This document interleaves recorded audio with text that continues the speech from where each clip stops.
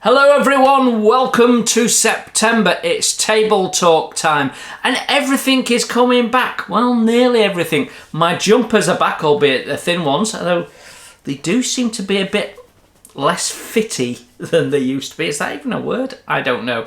But the schools are back and that means the kids are back at school. And that means my sanity is back and modelers are back at their benches, and unfortunately that means the trolls are back on YouTube. But there you go. There is something that is missing, however, something that's gone, and we'll be talking more about that later on.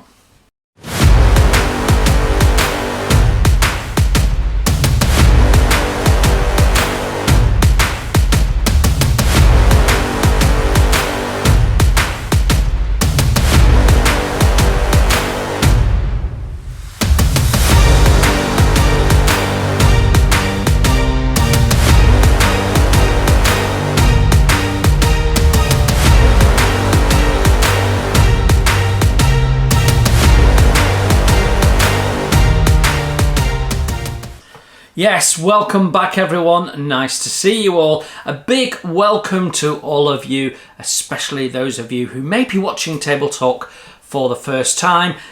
In this video, we just do a bit of a catch up, everything that's going on behind the scenes, behind the videos, so you know what's coming up, and we talk about all sorts of other things as well.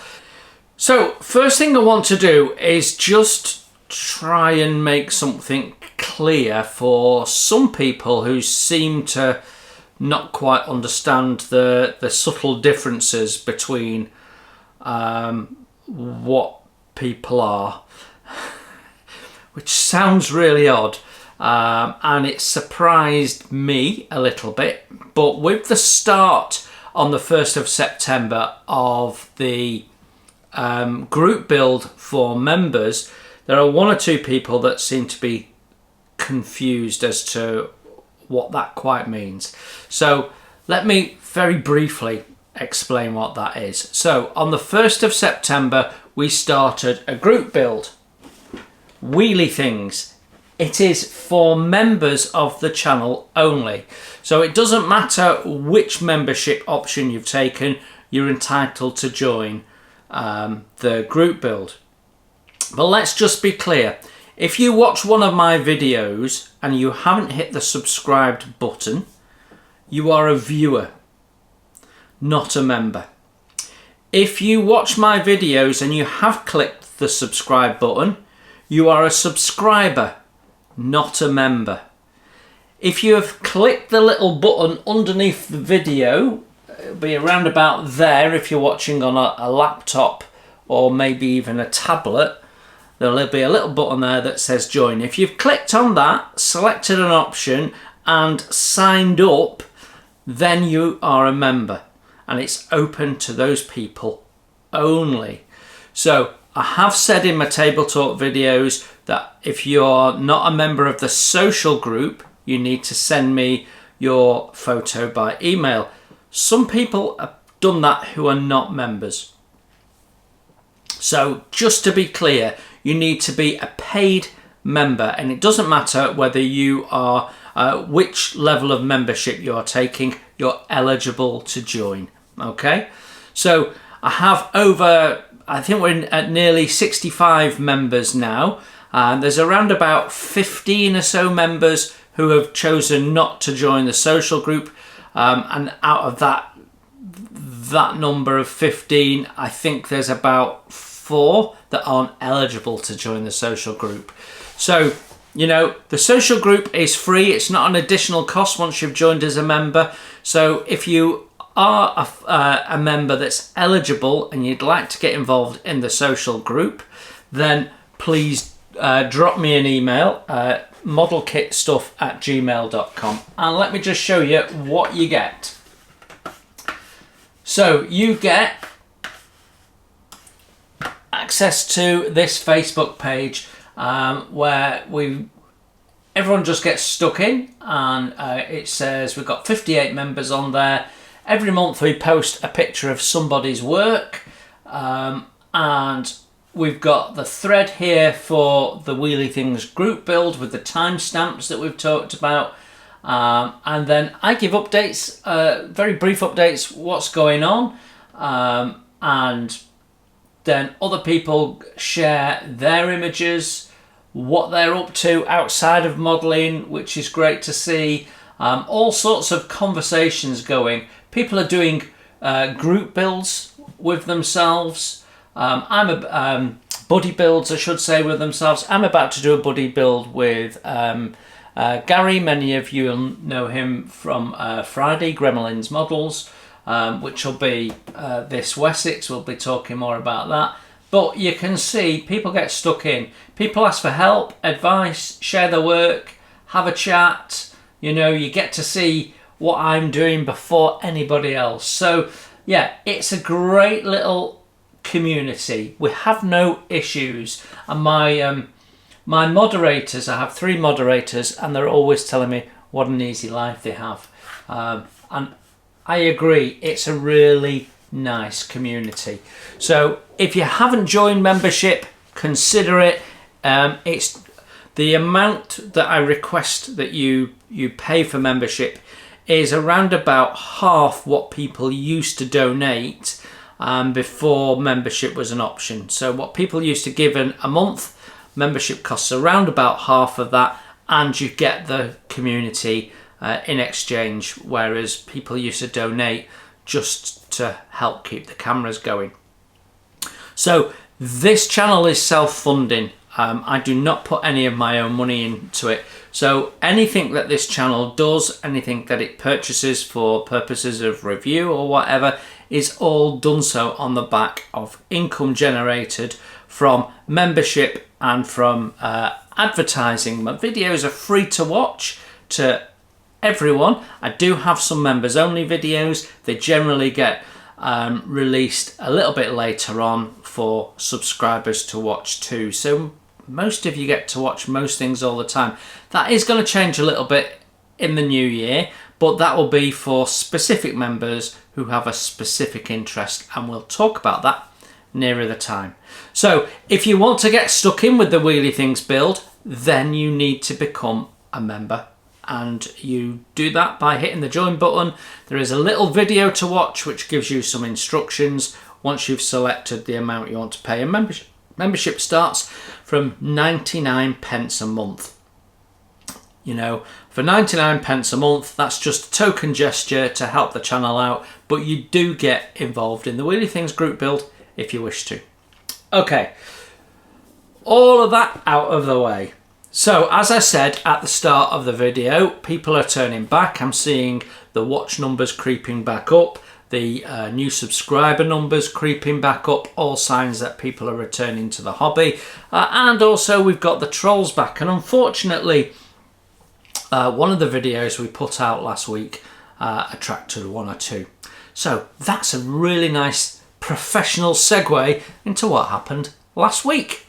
So as we all know, Sunday is the start of the week, but I'm going to have to just take us back to the last day of last week. So last Saturday we did the live stream with Peter Oxley. I can't remember if it's the third or the fourth. I think it's the third one we've done. And yeah, it was I thought it was a really enjoyable 2.5 hours, whatever it was. I always enjoyed talking to Peter, and everyone seems to enjoy that as well. I wasn't going to originally, but then I decided we needed to deal with the elephant in the room, because I at least have been banging on about Space 1999, partly because we've got this build being launched. So, you know, with all of that said, people I thought were probably expecting Peter and I to talk about it. So I hadn't intended to originally. That was just my sort of opening thing. Let's get that put to bed, which we've done now. And actually, I've just been watching some Dukes of Hazzard videos, as it happens. And I'm watching that and it's not quite as I remember it. One or two members have said on the social group that they're rewatching it and they're taking it's the same view. Not quite as you remember it. You sort of remember, it's not even a memory of it. It's sort of a constructed image of the programme, taking all the best bits and editing it together in your head and coming up with something that's not actually the show so much. I'm watching it because it's interesting from a research point of view for the general Lee, and we'll come back to that a little bit later. But my point is, it's, when I watched it as a kid, it was amazing and it was brilliant. Now I'm watching it now, it's really enjoyable. It's not offensive. It's a bit dated. There is some sexism and stuff like that in there, but actually it's a really important time because you're seeing that transition where people are accepting, what actually women are equal to men, and you see that in there, but you've still got it through this sort of masculine alpha male filter. So you've got the men still behaving as they always have, but you've got the women saying, actually, this isn't right anymore. And it's interesting because my eldest daughter was saying, oh, it's a bit cringing and what have you. And I say, well, you've got to understand this was a time of change, and, you can't preach to people. You've got to sort of educate them without them knowing sometimes. And there was a lot of that on telly in the 80s, not just about female rights, equality, which of course we've now moved on to equity. Watching that programme at the time, and it was the same with watching UFO, so I've not gone off topic, it felt dated, and you could see the sort of borderline misogyny in places, and not even borderline in places, there was outright sexism in places in that programme. But it's very important to be able to see that change and to see how far we've come in that 50 years. And I'm really proud that my daughter has much more opportunities and is going to be treated much more fairly than she would have been in 1970, for example. So, let's not go back. Let's keep that going. So it's really interesting watching these old programs and seeing how far we've travelled, because I'm sitting down and going, oh, that's not right. But at the time I wouldn't have thought anything of it. So fascinating, isn't it? How culture moves on and what have you. So very interesting. I am really enjoying the Dukes of Hazzard. There's no bad language. It's family friendly. So all good. So we got that out of the way, and then we talked about gimmicks. So if you're interested in our views as to gimmicks to sell model kits, and you didn't see the live stream, you can go back and watch the recorded version and read all the comments and what have you. You can put the live chat on and get the full experience of the evening. But it was a lot of fun, and I'd just like to say a massive thank you to Peter for coming on and having those conversations with me. I appreciate it. The subscribers, both of our subscribers, appreciate it. So really, really nice. So that was Saturday. Then Sunday we wrapped up the Classic Kit group build. It's closed, it's finished. If you're still building it, carry on. But you're building it for the end of year showcase now, not for the Classic Build Showcase. So I've said 9th of September is the cut-off date for getting pictures to me. If you send pictures to me after the 9th, they will not be in the showcase. As I get emails now, I'm putting them in a folder. I've gone right the way back to the 18th of August when I said you could start sending me pictures, and all of those emails are in a folder. If you sent me an email before the 18th, send it again if you've not already done so, and then I'll put it into the folder as well so we don't miss it. So everything's going to go into a folder. On the 9th or the 10th or whatever, I will start pulling that together as a video. In fact, I may start beforehand and then as I get the last few emails in, we'll add them in. So it won't necessarily be in any particular order, it'll just be as I take them out and stick them together. It's a little bit more of a complex job this time. Showcases have always been relatively easy to put together, although a bit time consuming, because most of the time people have been submitting a model. This time we've opened that up a little bit, and the result is we've got multiple models. So trying to make sure that I put the right information against the right model is going to be a little bit more challenging. And I'm generally fairly time poor, so we'll get it out as quickly as we can thereafter that. So I say I'm time poor. I have a project that I finished recording nearly 2 months ago, and I was hoping to get lots of it edited whilst I was on holiday so we could start putting it out. I think I've edited a bit less than 20% of it.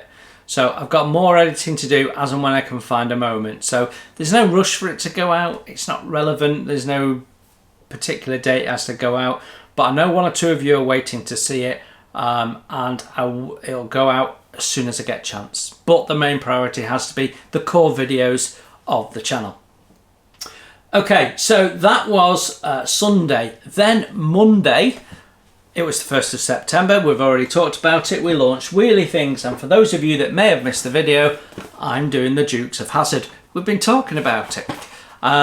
So I haven't started my build yet. It's all in there. What I have done though is ordered some little bits and pieces for it. There isn't much you can get to add to it. I have had a look at the parts and I've been doing some research. And the generally has a tan interior. So got to look at that. There's some issues to solve, like the floor pan carpet, the headlining. There isn't one, but also there isn't detail like the interior light. There's detail missing, like the footwell lights for the driver and passenger are missing. So there's some scratch building to be done. There's some trim missing, so that needs to be done. I've decided not to do anything particular with the engine because I'll have it displayed with the bonnet closed, but we will build the engine, paint the engine and what have you. I've got a short shot fan, so I'm going to have to correct that as well, just for completeness. It's a proper model builder's model, which is to say it's very much 1960s tooling standard rather than 2025 tooling standard. There's a lot of work in there. There's a lot of cleanup to do. There's a lot of leveling of the parts, and my understanding is the fit of the kit is loose to, oh my gosh.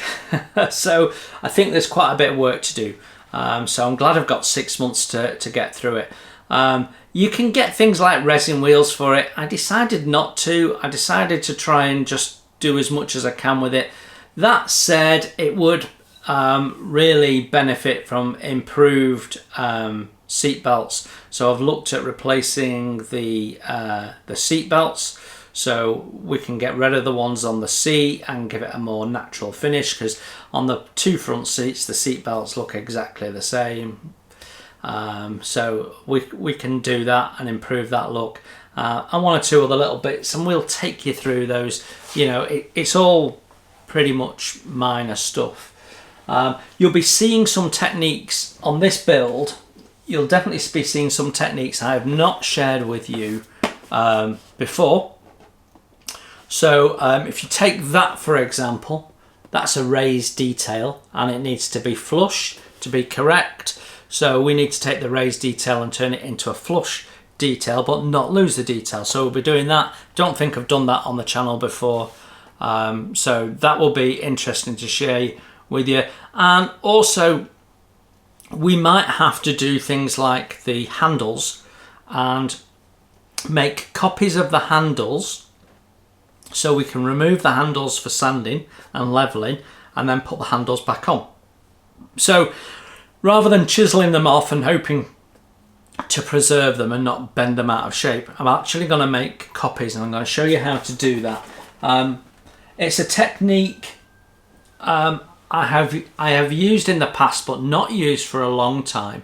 So it's great for small details, low profile details, but the larger the profile of the part you're trying to make a copy of, the less effective it gets. So for things like trim, even things like the name on the car and stuff like that, it'll be ideal for. So hopefully I can still got the finesse at doing that I used to have. So yeah, one or two new things you're going to see in that build that we've not seen before. We've got some figure painting to do. I bought a display case for it.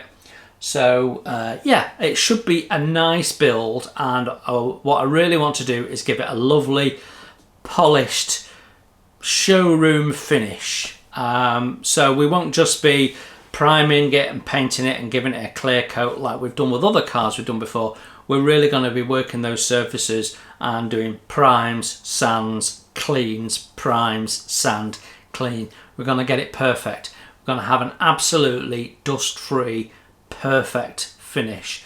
There will be no rushing it. We're going to show you how to do that. So if you've never done a high gloss automotive finish before, I'm going to show you how I go about doing that.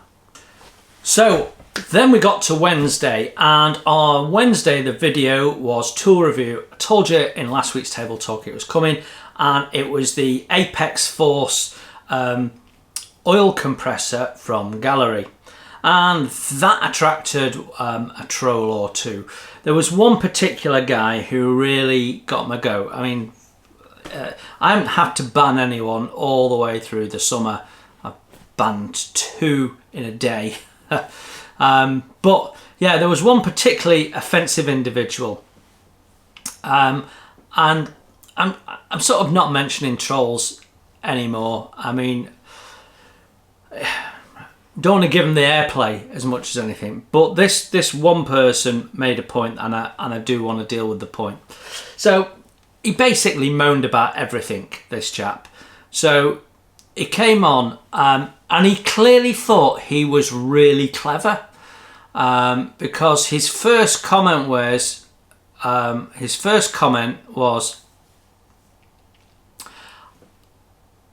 googled the price, moo ha ha ha, like he was some form of evil genius, which was ironic when you consider everything else he then says.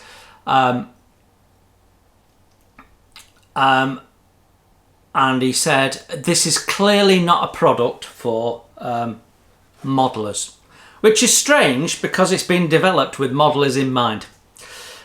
So against my better judgment, because that was the only comment he'd left, I decided I'd reply to that.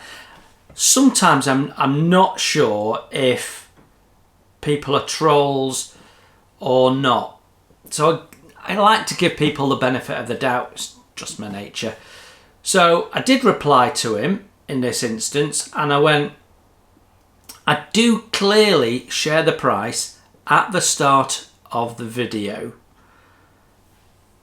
If it's not within your budget, that's fine, but for other people it may be of interest. That's what I said. So, you know, I thought that was a nice measured response to his, hey, look at me, aren't I clever, I googled the price. But, you know, if he'd watched the video, which he clearly hadn't done, he would have known the cost. Now, I gave the cost in US dollars as I saw it on the website. So it was correct at the time I put that out. And I can't remember whether I gave you the discounted price or the full price. Can't remember. Anyway, he comes back with this diatribe. And as soon as you see that in, you know, lines and lines of text, you know you've got a troll. So anyway, he just did a general moan at that point. Firstly, the video was too long. Secondly, he had now watched my video, although he did it at 2 times the speed. So you can't hear what I'm saying if you speed it up.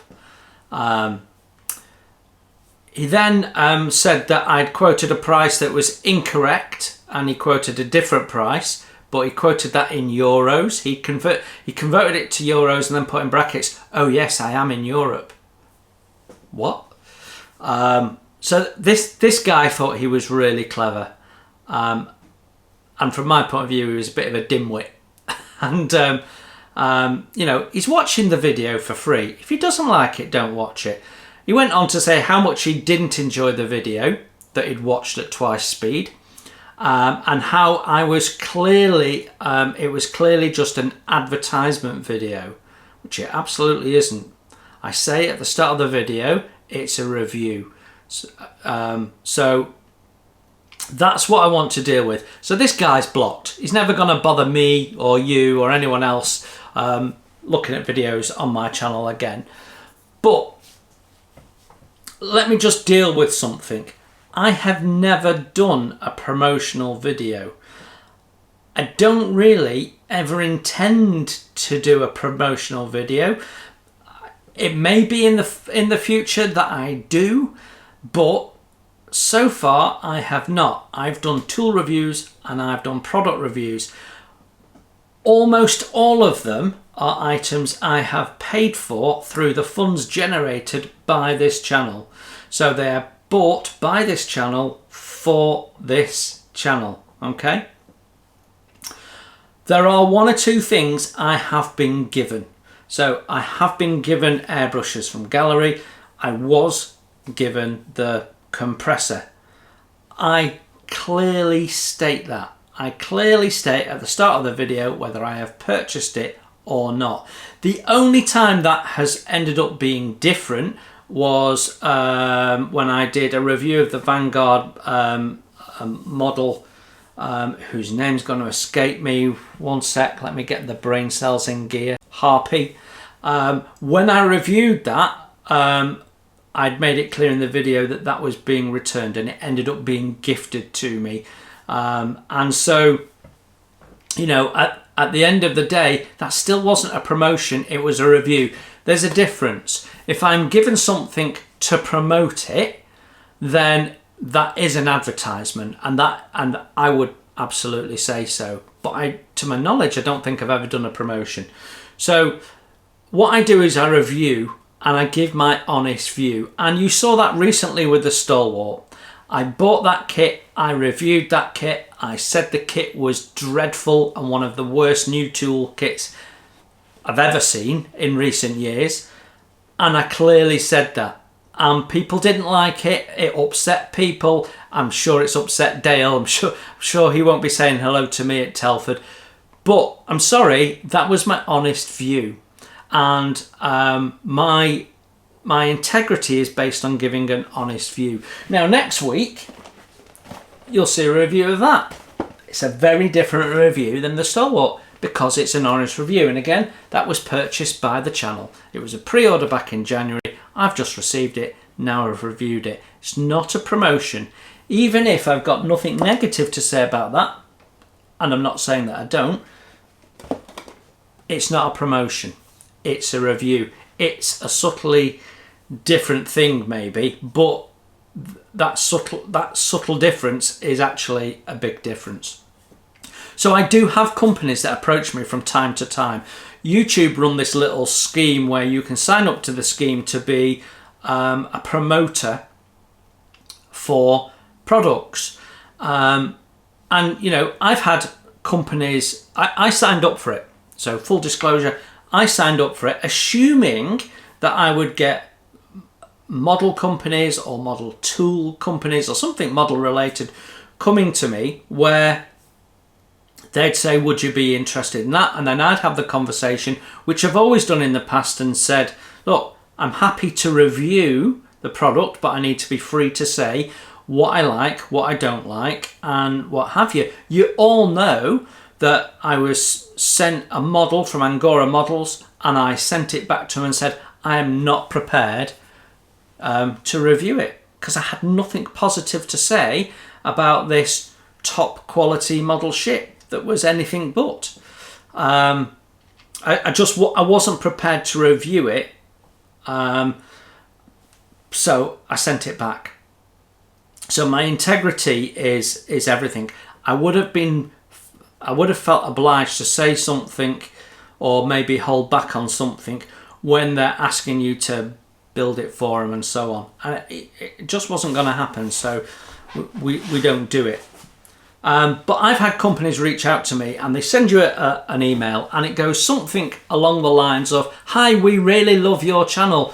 We've been watching your content with enthusiasm for months." All of that is nonsense. They put it on the start of every email to every content creator. And then they go on to say, "We think your channel would be perfect for promoting our product. And in exchange, we will pay you this amount, or you'll get this amount of commission for everyone you sell." And then you go down to what the item is, and you go, and it goes, "Heat pumps to replace your boiler." What? I'm a modelling channel. How is that in any way related? So they're just spattergunning anyone that might try and promote their product for them. So, you know, it's just nonsense, and I won't do it. We keep the channel model related, and we keep the channel doing reviews, not promotions. And most of them are paid, and if they're not paid, I will say so. Okay? So just to be clear, there is no advertising done on this channel. I don't have a relationship with anyone where I get paid to promote a product. Now, you could argue that getting a product for free, like an expensive compressor, is a form of payment, and I wouldn't disagree with you. However, it's still not a promotion, because I have a strict agreement with Gaahleri that that I'm free to say whatever I want. So if I think something's bad, I can say so, and if I think something's good, I will say so. Generally, if I get something and it's utter dross, like that model ship, I will just send it back. I won't even waste my time on it, because you don't want to watch a video to go, "Oh, that's rubbish." I will sit here in Table Talk and say, "Look, this is what's happened." That's all you need to know. But with the Gaahleri stuff, I genuinely believe it's great stuff. I use their airbrushes all the time. My more expensive ones have been put away. I don't use them. I use them all the time. I have purchased Gaahleri products of my own. I've bought more air caps and stuff and expanded the range. I've just purchased a stand. So I will review it on the channel. It's been paid for by the channel. And so, you know, this hasn't even been given to me this time by Gaahleri. So, you know, I genuinely believe it's good quality products. And so far, the compressor has been an absolute dream. I did loads of compressor work this weekend, and it didn't disturb anyone while they were asleep, which normally I wouldn't have been able to do. So for me, it's working fine. Right, we've got that clear. Good. Right, next thing to deal with, because we got to Wednesday. So Friday should have been part one of the Panzer one, which you can see here. We'll come to that in a minute, because we need to talk about what went missing. So I haven't edited that video yet, but we've got loads of content, so it shouldn't be a problem. So that should have been Friday's video. I don't even remember how I started that video. But now the schools have gone back, I'll be getting a little bit more of my time back, and I should be able to pick up some of the extra videos that I need to get done, such as the prototype building of the surprise. I'm going to try and get that done this week and get that out during next week.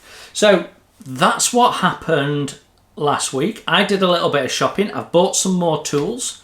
So in terms of stash ads, we'll come to that in a second. I've bought some new tools which we'll be reviewing on the channel.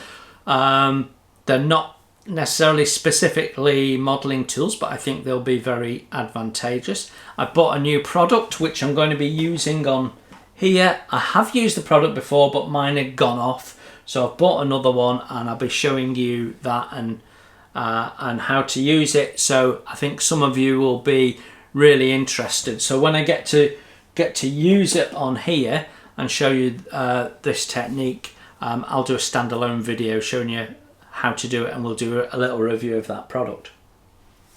I do have another product review video to get out. So this is the Airbrush Pro Care Kit from Gaahleri. So you remember last year they brought out those little tins, and you could get a needle and an air cap and what have you in.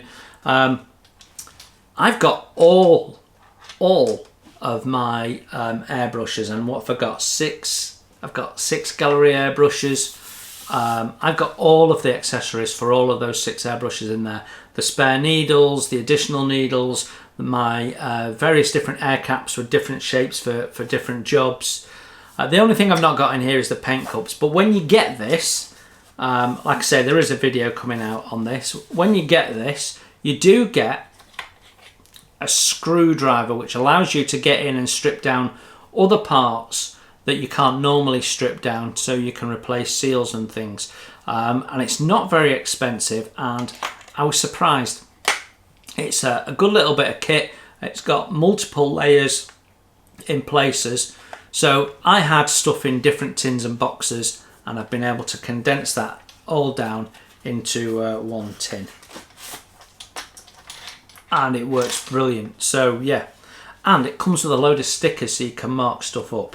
So yeah, so look out for the video of that. That'll be coming soon. I'm not quite sure when. I'm just looking. Oh, Monday. So that's what's happening Monday. We're mixing stash ads and what's coming next week, aren't we? Silly me. Let's get back to stash ads. So like I say, I've got tools and products on the go, which haven't been delivered yet. I'm expecting most of them tomorrow, I think, so should be here for next week. But this has been the main stash ad. It's the new Wessex. I'm sure some people have got videos out, but as always, I don't want to watch them until I've done my review, which I have done. I filmed the review of this. I'm not going to say what I think of it. You will have to watch the video.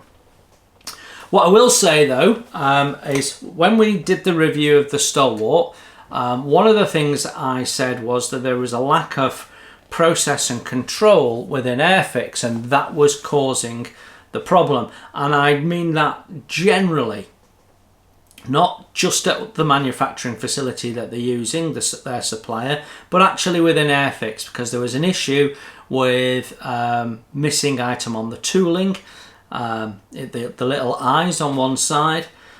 This has just come out, and it's a skill level 2, but if you go onto their website, they've marked it up as a skill level 1.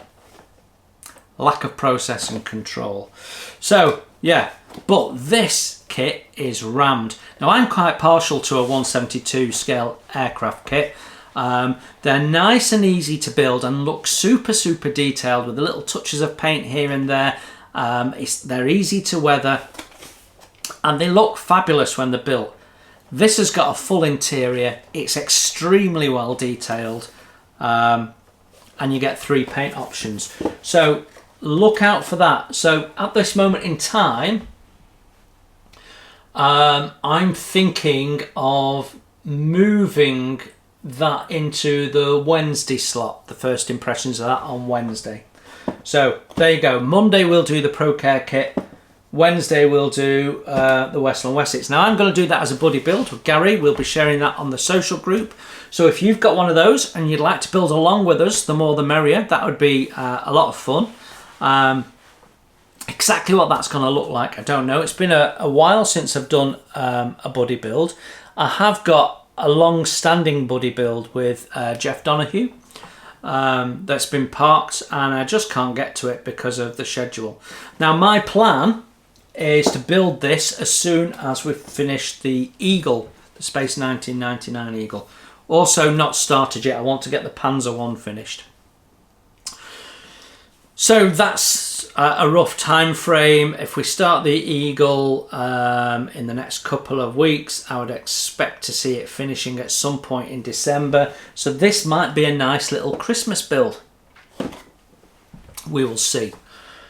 Right then.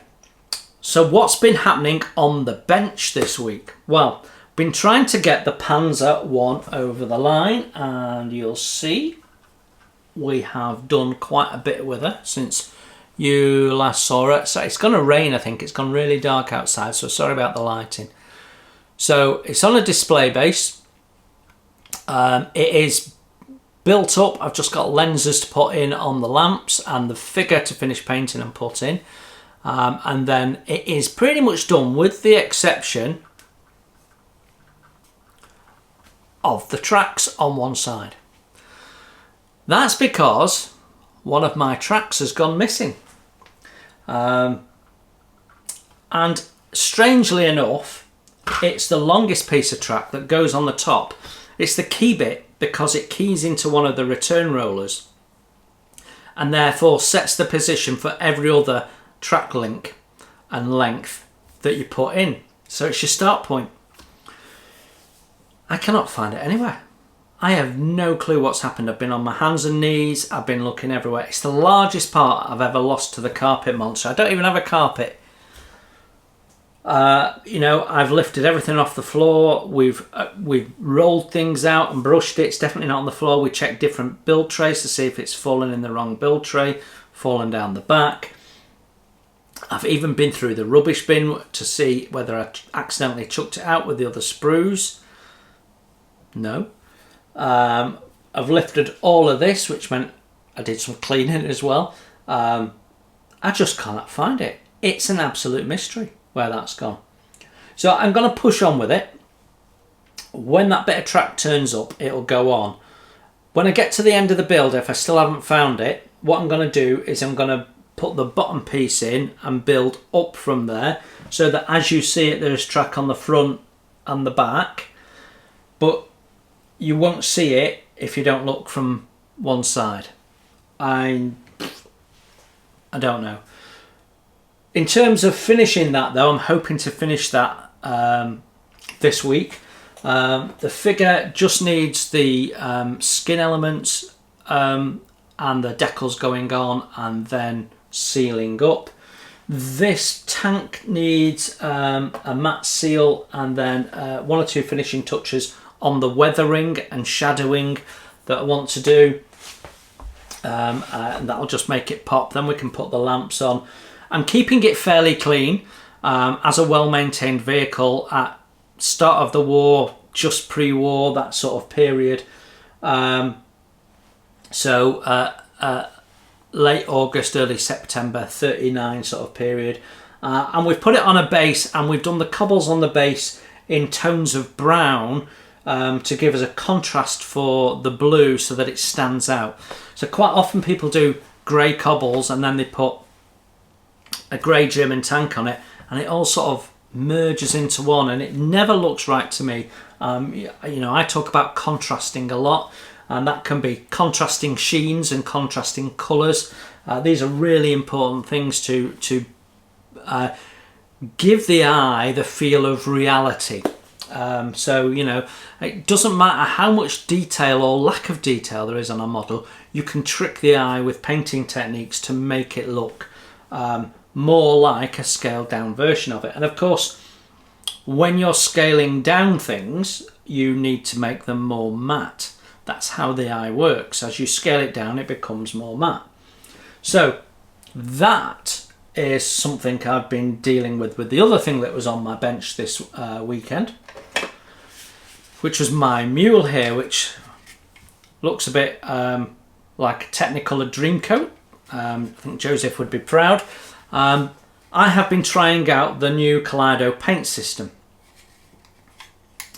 and I am massively impressed. Massively impressed. They are beautiful paints. But wait for the video. What I've done is we've done the primers, and then we've done different top coats on top, and I've tried thinning them, tried mixing them, and well, I don't want to give you a spoiler, but they are awesome paints. Yeah, so, but one thing that is possibly on a downside is that they're all satin. So you do have to be clean coating, unless of course you want a satin finish. Now some paints are better than others. The metallics seem to be pretty good. I mean, look at that metallic blue. Don't know whether we can, let me see if I can add some light onto that. Oh, I think I've unplugged it. That's not good timing, is it? But it's absolutely gorgeous. I actually said to Paula, I need to buy another model car kit just so I can use this blue on it, because it's that good. But the solid colours are good as well. Some I like more than others. We'll talk about that in the video. So the red ain't really red. It's more pink, dark pink maybe. So yeah. But as I said last week, there are some military colours on the way. Timescale I don't know. But the metallics go down really well. And the fragments of metallic in there are very, very finely ground. And to be honest, I think they might be the best metallics I've ever used. So yeah, so look out for this. I haven't finished doing this yet because I've got clear coating to do next. But as I say, all satins. The purple, metallic purple's gorgeous as well. So that's 2 car kits I've got to buy just to be able to use it. They're out of the automotive set. So yeah. So I've been messing around with those. I've got the clear coats to do, and then we'll have completed the video. It could be quite a long video because I've gone a bit in depth. You see me airbrushing it on, and we talk about them and so on. But you know, the yellow has gone down really nice over the white, nice and bright. I put white down over black to see how that goes, and what effects I can get with it. So, because I'm thinking I'm going to be using the Kaleido paints for the Eagle, and I'm expecting we're going to get amazing results. I'm also going to be using their, I think it's called Flame Orange out of the automotive range for the engine block on here. It's not a close match to Hemi Orange, which we'll be using on some of the exterior of this model. But it is okay for the engine block. It'll give us a bit of contrast again. But actually doing my research on this, just as an aside, because I like to trot off on a tangent, as you know, I'd been thinking about how I was going to paint the orange on the inside and then do the interior detail, then build the car up, then put the windows in and mask it, whereas a lot of model car builders will paint this first. I'm sort of thinking I'm not going to do that, but anyway. But having done my research, the General Lee starts out as a black car that gets resprayed and turned into the General Lee. So actually the inside of the car and the inside of the engine bay need to be gloss black. So that's something that most modelers of the General Lee appear to be getting wrong. But I'm not going to do that. I'm going to do it black, and we're going to make it as accurate as we can. Right, so that's what was on the modelling bench. What's coming up on the modelling bench in the week ahead? Oh, it's not the only thing that happened on the modelling bench. Stand by your beds. We finished the second planking on the Lady Eleanor. So, I've not done any sanding with it. I did a little bit at one point just to show the members in the group what this could look like. So what we're going to do next is something that is quite common in the plastic modelling genre, but you don't often see done by wooden ship modelers. And that is, I'm going to prime it before I do any sanding. So normally you do a load of sanding, you rough it out, and then you go in and do some detail sanding and, you know, get the curves right and meet everything up and all that sort of stuff. Then you go back and you fill it, and you sand the filler, and you sand it all again, then you fill it all again, then you sand it all again, and then when you think you've got it perfect, you paint it, and then you go, oh, I can see all these imperfections, and then you fill it again, and then you sand it again, and then you paint it, and then maybe you might fill and sand again. It's a long-winded way of doing something. So what we're going to do, I'm going to show you the technique on one side because I've got to do something different on the other side. I'll explain that in a sec. But on this side, where I've done it by just cutting the planks in half, so you have to shape one end of the plank only, glue it in, then you shape one end of that plank and then just cut it to length and zip it down nice and quick, especially if you're using CA gel and rather than wood glue. So what we're going to do on that, before we do any sanding whatsoever, we're going to prime it with a grey primer. There is nothing on this model currently that is not going to get painted. Even these interior walls here, it's all getting painted. So it doesn't matter if I get primer on all of this on the inside. Really doesn't. So we'll prime the whole thing, this side at least, and what have you. Then we'll sand it. And what that's going to do is it's going to massively reduce that prep process. Because after you've done the first sand, firstly, the primer is a visual aid to, you haven't got this smooth right. So, So it really speeds up that process because you've got that visual aid. You can see what's been done, you can stop sanding it, you can carry on in other areas. It's just easier to see, so it speeds the process up. But you'll also be able to see where your hollows are, so you'll be able to fill and then prime it again and then sand it. And it might take you 2, maybe 3 passes, depending on how well you do your filling. But that's still going to be quicker. Now, some wooden modelers I've seen do it on like the lower hull. So if you're doing something like the Amati Bismarck, for example, that's probably how you'd get your hull nice and smooth. But I've never seen, I don't believe I've ever seen anyone do it on the whole model before. So that's including, you know, our keel and everything, and it will allow us to give us a visual aid. Now, plastic modelers do it all the time. They give everything a first prime and then they start removing seam and stuff, and they can see exactly what they've done. They can feather in the sanding. We can do exactly the same. So that's what I'm going to do. On this side, I need to do the sanding first because I need to show you what the cut to length planks look like.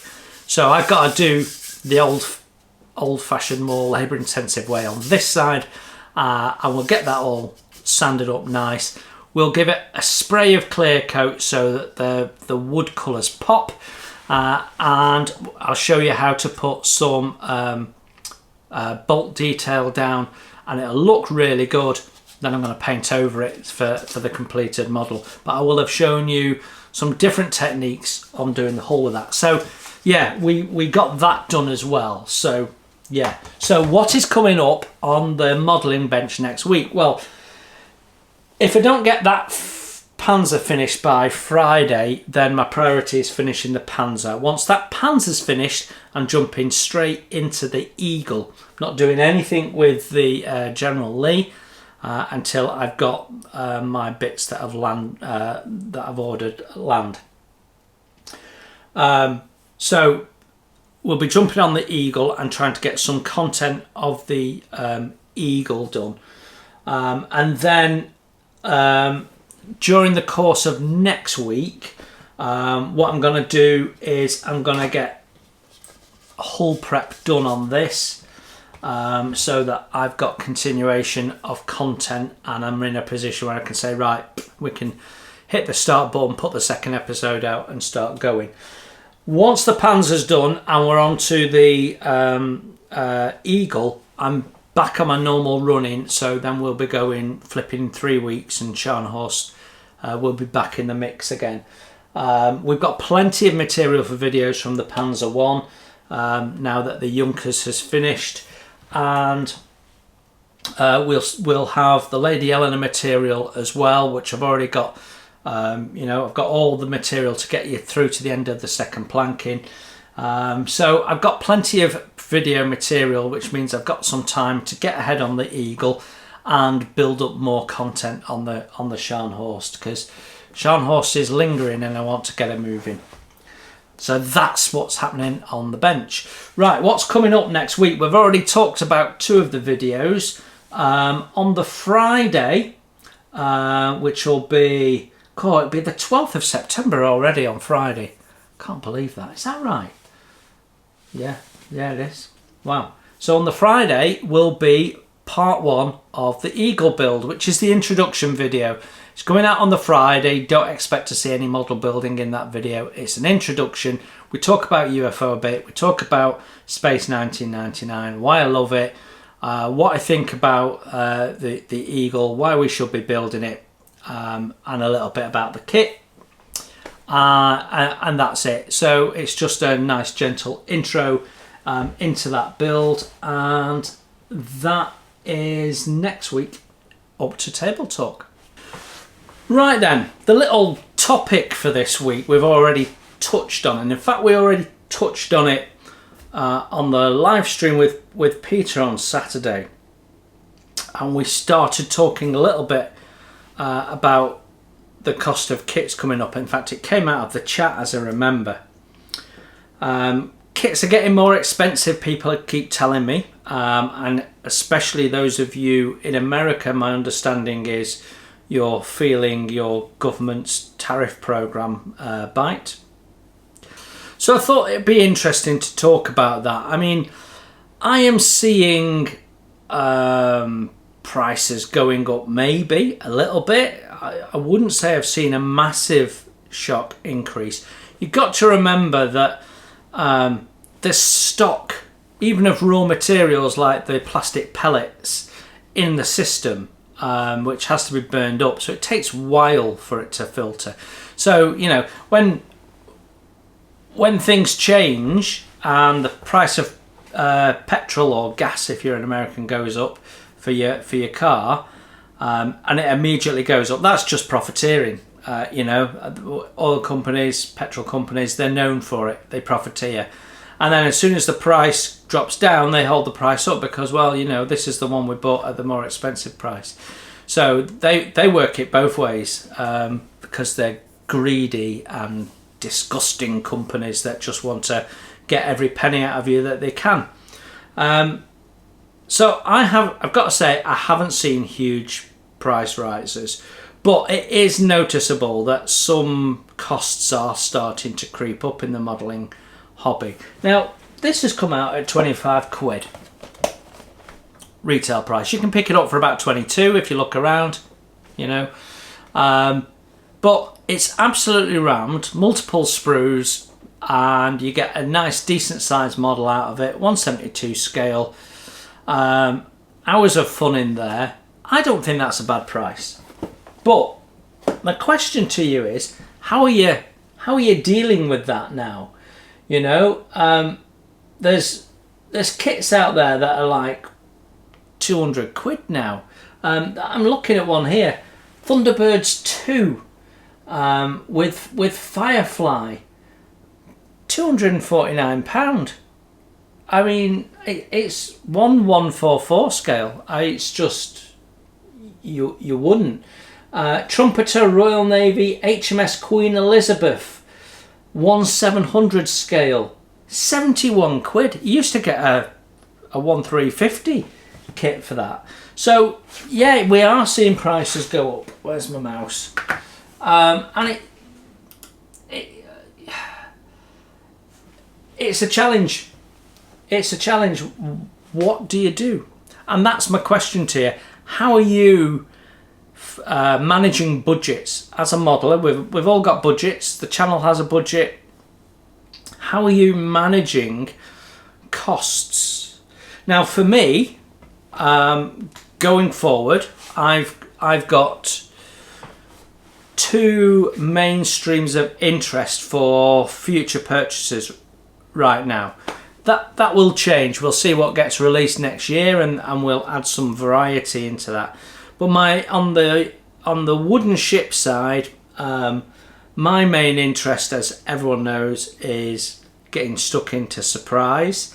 But there's also a couple of other wooden kits that I'm after, and when I feel the channel can responsibly purchase those kits and not affect the flexibility of the channel to build to buy a new release when it comes out, then we'll purchase them.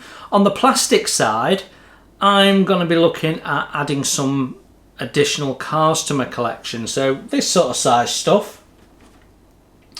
I think with watching the restoration programs on YouTube, it sort of gets you into that feel. And I've been watching some car focused, even muscle car focused YouTube channels. So I've got a bit of an enthusiasm for that. It won't last for long. So that means I can go out and buy second-hand model kits, and that means I can manage the cost. Like anything second-hand, sometimes you get a bargain, sometimes they're really expensive depending on how rare they are, but you can probably pick up Revell cars fairly cheaply, and one of the features of the model car industry is a lot of the tooling is very old, so a lot of the kits are a bit rough around the edges.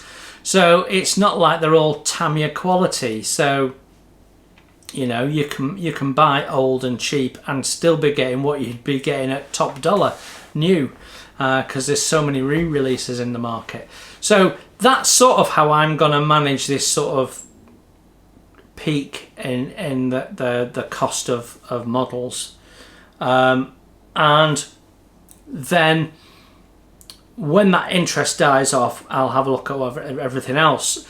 Where I am is I have the plastic ships that I want to build right now, and nothing has come along that said you really must grab me. I've got all the pre-orders that I put on from Airfix. There's nothing else coming on from Airfix that is absolutely grabbing me. Not really interested in their new rockets and stuff. There is nothing come out from any of the model companies that I've gone, oh, I really must get that. I would absolutely have pre-ordered the Gecko Mark 1 Matilda if I hadn't already, or if the channel hadn't already bought the 3D printed version one. I will be doing a comparison review. One of the subscribers, one of the members, I should say, is going to be buying it and then will lend it to me for review. Now he's also lent me another kit for review, which is a Koteir kit. So I'll be having my first look at that very soon. So yeah, I mean, like me, are you looking at the second-hand market to manage costs? Are you looking at your stash and going, you know what, I've got enough, I don't need to buy anything, we'll have a building pause and work away at some stuff? Or are you reconfiguring your budgets and going, you know what, love, I need more money in my budget, can we spend less on potatoes this week? I don't know. What are people's thoughts? How are people managing the hobby right now? Especially those of you that are over in the States. I mean, I'm looking at what Jeff Donahue's doing, and he's been messing around with 3D printing. Is that a way around? Is printing your own kits a way of reducing cost and adding things that you want to your stash, and gives you a bit of flexibility on subject matter as well? I don't know. How are people feeling about 3D printing? It takes up a lot of space. I haven't got space to do it. I won't be doing it. So yeah, I'm really interested. What are people doing? So for me, I'm managing it through concentrating on one genre. I will look at possibly buying stuff when I'm at Telford, but my view is that shows are no longer a place to get a bargain. Even the second-hand stuff is more expensive than you can usually pick it up even on eBay. So why? So unless there's something absolutely grabs you that you see and you think, you know what, I absolutely want that, despite how tatty the box is or whatever, that's what I'll be looking for. What's absolutely gonna be grabbing me? That's something different, something that I look at and go, ooh, that would be an unusual build. That would be something good to see done on the channel. So as always, when I'm at Telford, it will be some models. It will maybe be some tools, maybe some new products. I tend to top up my glues and stuff like that. My paint brushes will get a top up. All of that sort of stuff. I'll start this month making a list of things that I want to build. Want to purchase, and then we can start doing that during the month, and then we're ready and clear what we're looking for. So just like last year, I'm going to do a filming day and a shopping day. But will I be spending less than last year? I've certainly got the same budget that I had last year. Will it stretch as far as last year? I don't know. What I'm interested to see is whether the second-hand market starts inflating its prices because demand goes up. You know, if more of us do what I'm doing and go, we're going to look at the second-hand market and see what we can pick up. If more of us are doing that to avoid the cost increases in new kits, that will make demand go up. Supply and demand relationship will change for second-hand kits. So, you know, if we're not careful, we could drive our own costs up. So it's interesting. What are people's thoughts on that? Are you seeing it? Have you noticed a difference to your budget? You're not really noticing it? You know, let me know in the comments below. It's a really interesting conversation to be had. Certainly people at different places in the world, how are you experiencing it? I think it's a fascinating subject to talk about. So I think that is it for this week's table talk. There's a lot going on, as always. There's a lot coming up. I'm going to be looking at venues again and just sense checking what we've already thought for the Telford visit and the social night, which will be interesting. And then my next focus will be the Blackpool show, and how is that shaping up? I don't know. I did offer to help Chris at Vanguard Models out. Don't know whether he needs help, wants help, or whatever at this stage. So I don't know what I'm quite doing with that. But even if I go to that, I don't know if it's on 2 days. If it is, I'll perhaps go to 2. But it's half an hour's drive for me, so it's nothing. So we'll have to see. I've also got another plan with that, but that's for another conversation. So lots of planning coming up as we think about the year ahead and getting into Christmas and all of that sort of stuff. You know, I've already been asked, what do I want for Christmas? I have no idea. You know, if I need something, I buy it. Although I've had a birthday present which was absolutely inspired this year from Paula, because I mean, I think you're all aware I bought a new car, and I've been taking my car to the garage and putting money in a machine and using a lance and soaping it and spraying it and what have you, then bringing it home and drying it off, and it costs between £4 or £6 depending on how quickly you rush. Anyway, Paul has found the same sort of solution, but because we've got a side communal car park rather than a drive directly for the house, I can't run a hose pipe out into the car park. So I probably could connect multiple hoses. I've not thought about it.